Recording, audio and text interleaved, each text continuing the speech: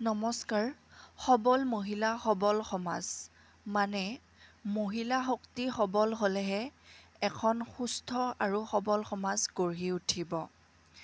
মহিলা উদ্যমিতা অভিযান আঁচনিৰ জৰিয়তে উদ্যমিতাৰ দিশত আগুৱাই যাবলৈ আৰু মহিলাসকল স্বনিৰ্ভৰশীল হ'বলৈ আত্মসহায়ক গোটৰ জৰিয়তে অসম চৰকাৰে প্ৰতিগৰাকী অৰ্হতাসম্পন্ন মহিলালৈ প্ৰত্যক্ষভাৱে 10,000 টকাকৈ দিয়াৰ প্ৰতিশ্ৰুতি দিছিলে।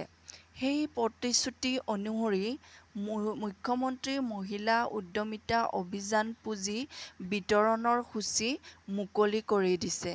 চলিত বৰ্ষৰ আগষ্ট মাহৰ পৰা আপোনালোকে এই পুঁজি লাভ কৰিবলৈ সক্ষম হ'ব। আপোনালোকে নিজৰ ডিষ্ট্ৰিক্টখন চাই কোনটো মাহত আপোনালোকে পুঁজি লাভ কৰিব চাই ল'ব পাৰে। ধন্যবাদ।